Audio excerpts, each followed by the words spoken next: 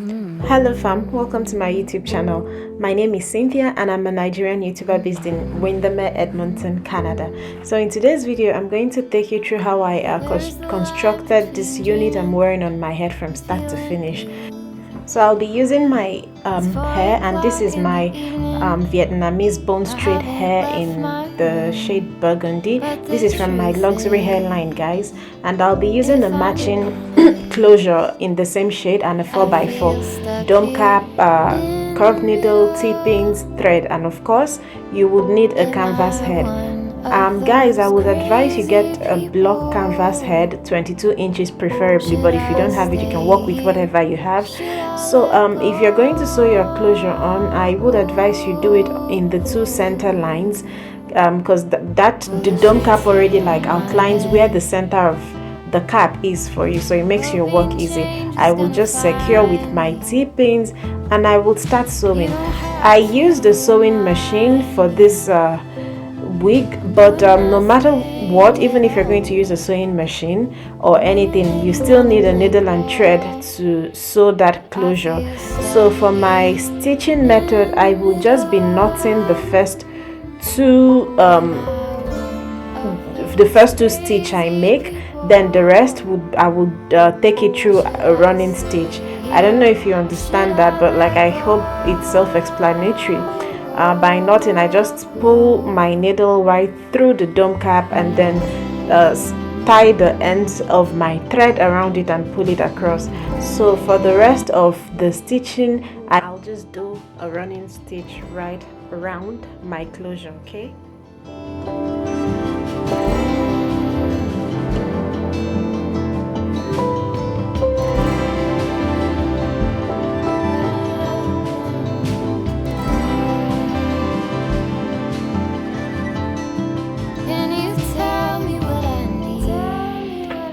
Guys, so when I get to the other end of my closure, I will be securing it in a knot or securing the stitch.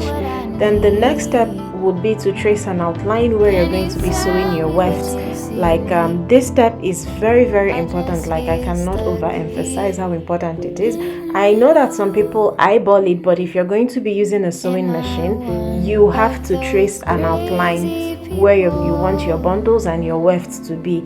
Ideally, this should be done with a measuring tape. At least it would give you a much more precise and accurate measurement. But if you do not have a measuring tape, or if you're so careless and you maybe don't know where you tossed yours like mine, you could do it like 2 finger wefts apart and it would work. But this depends on like how big or how tiny your fingers are. My fingers are just fine, so yeah, I would do 2 finger wefts apart. And then it's also like advisable if you're going to be making a wig, like this would take your wig to another level. Like you sew or you curve your white line in a U shape and not a straight line.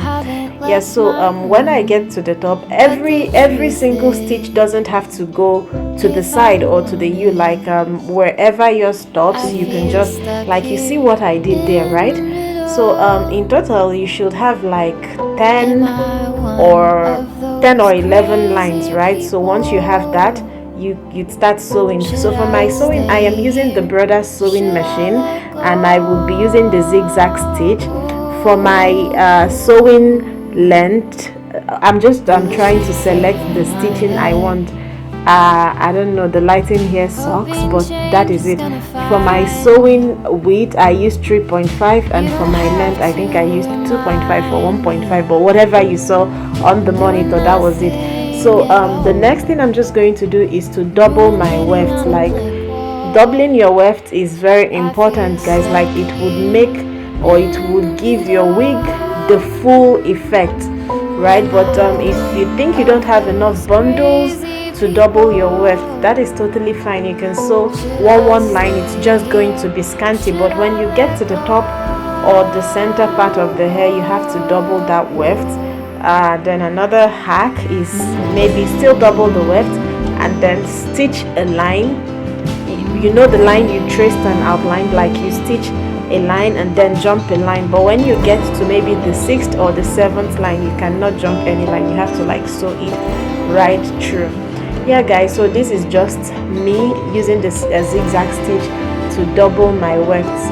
I'm going to show you what it looks like when I finish sewing. Guys, I am making this tutorial with the assumption that you already know how to work a sewing machine. So yeah, this is what it should look like. The two wefts of hair should be like placed together, not right on top of each other, but like very close to each other, right? Yeah, like I was saying guys, I'm making this tutorial under the assumption that we all know how to work a sewing machine, but if you do not know how to work a sewing machine, that's still fine. Just maybe practice a little, learn with a cloth, know how to draw and trace a straight line with a sewing machine before you work on a wig. So when I get to the end, I would snap or snip off the excess portion, and then I will just go and jump right straight to the next line and start sewing. One word of advice guys, like when you are sewing on a sewing machine, do not pull your dome cap, because if you pull it, you're going to have all this weird and nasty curve on your wig. Like it's not going to lay flat and it's just going to look weird. Just sew gently according to the stretch you have in your dome cap, but like don't pull and don't stretch it, okay? You will just be playing yourself if you do that. So I'm just going to sew all through those lines that I drew, and when I'm done, I would like once you're done with that, you're basically done with the sewing. One thing I also do is like when I get to the line very close to the closure, I would not like make it like I won't double the weft. I will just maybe stitch one. And another thing I do is when I'm doubling my weft, I probably just double 2 bundles of hair. Like I work with 3 bundles, and sometimes I work with 4, depending on how many gram the person I'm making the wig for wants, or like how full they want the hair. But yeah, I usually don't work with less than 3. So what I do is I just double 2 wefts and see how far it gets me, and then if it's like not enough, I would come double the other one. So what I do, this is just my technique. I know yours could be different, but yeah, I will just keep sewing and show you what it looks like at the end of the tutorial. I think you already saw what the wig looks like in my intro. So yeah guys, I hope you do have fun watching this video as much as I've had fun creating them for you. And please, like, let's engage in the comment section. Like, let me know what you guys want to see. I don't know, my camera placement in this video was not so tip top.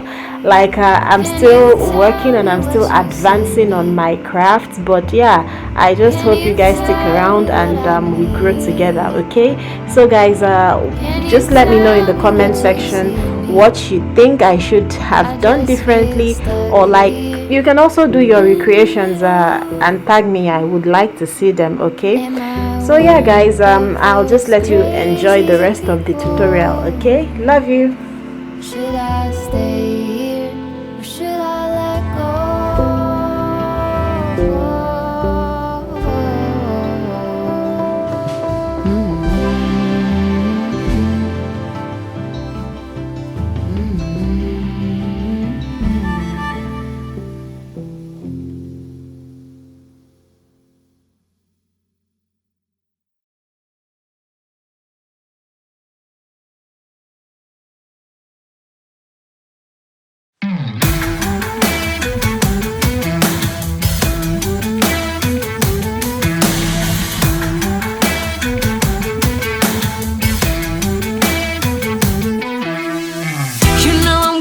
It's a no-brainer.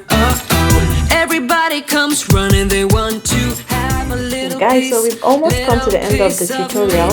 I tend to struggle with my sewing machine a lot when I am almost done or have completed the hair. Like, I don't know if any other person has the same problem, because like the hair gets like a bit bulky and it's difficult to push through the footer.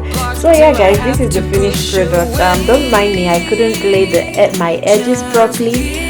because I hadn't gotten my mannequin head to display this wig. Ideally, I don't wear wigs when I make them. I just display them on mannequin heads because this is a client's wig and I can't cut off the closure, so I just like had to tuck the net underneath my hair. So guys, like, that's too much detail. I don't even know if it was necessary, but yeah guys, this is just the unit. And if you like this video, please let me know by giving me a huge thumbs up and leaving a comment for me. Until I come your way again next time guys, stay fab, stay blessed, and I love you all. Bye.